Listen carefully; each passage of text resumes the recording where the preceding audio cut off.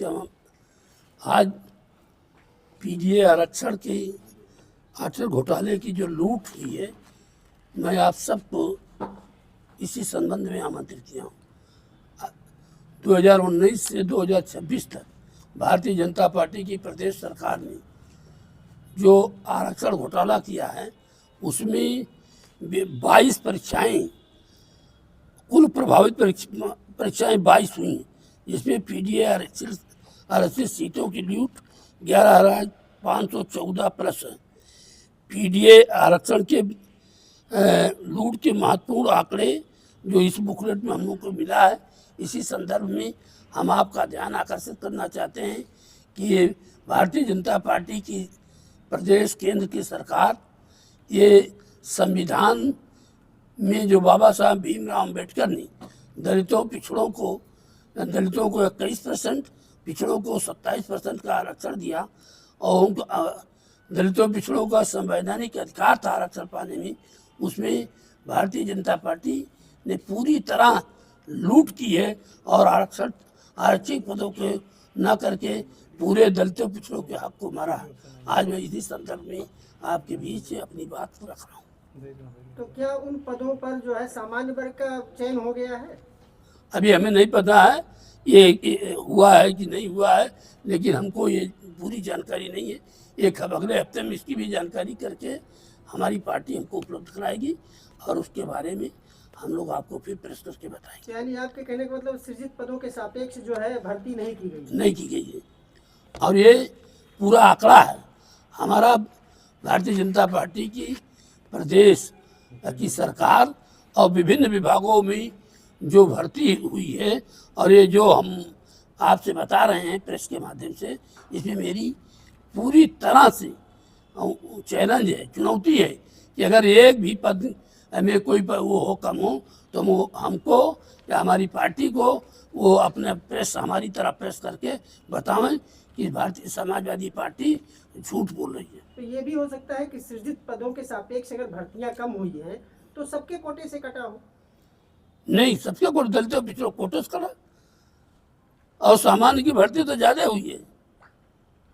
जो हमारा अधिकार है उसमें कटौती की गई है, और विभागवार हमारी पार्टी ने पूरा विभागवार आंकड़ा दिया है।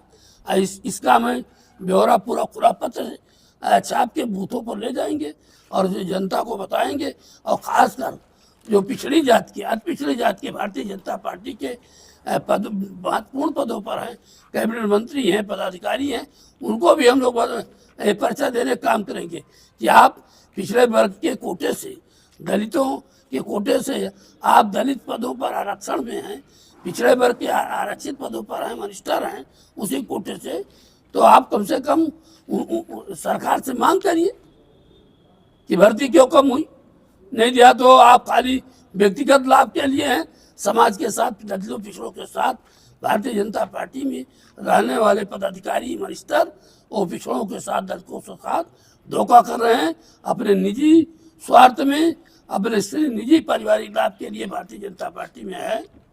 आपकी पार्टी का मानना है कि सत्तारूढ़ बीजेपी पिछड़ों और दलितों की उपेक्षा करे, जबकि अगर सर्व समाज की बात करें तो यूजीसी बिल को लेकर सामान्य वर्ग के काम खिलाफ है।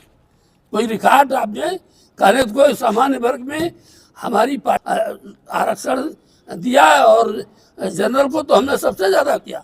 अभी जो आरक्षण की बात भारतीय जनता पार्टी करती है, 1991 में समाजवादी तब जनता पार्टी थी, माननीय आयोग की बनाकर और 8% आरक्षण देने का काम किया था। तो यदि सरकार आपके मुताबिक सत्तारूढ़ पार्टी मतलब सरकार पीडीए के भी खिलाफ है, मुताबिक सामान्य से भी छल कर रही है, तो फिर कर किसके लिए रही है? किसी के लिए कर रही है, अडानी के लिए। कौन आरक्षण कम हो जाए, धीरे धीरे जो प्राइवेटीकरण हो रहा है, हर विभाग में प्राइवेटीकरण हो, जिससे रोजगार से जित रहते वो प्राइवेट पूंजीपतियों को दे दीजिए। माधव मेडिकल कॉलेज है, यहाँ कितने नौकरी हैं, यहाँ सब संविदा पर हैं, कंट्रैक्ट पर हैं।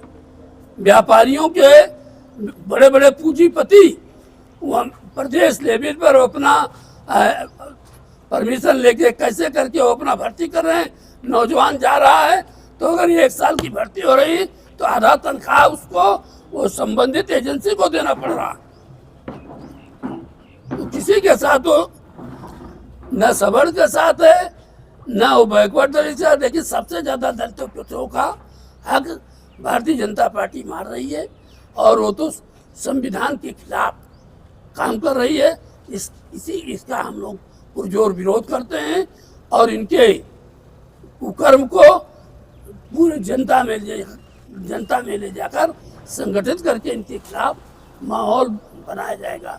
और माहौल तो बना हुआ, अभी देख लीजिए 7 तारीख को दिल्ली में ना कोई संगठन ना कोई नेता, एक नौजवान के आह्वान पर कितने लोग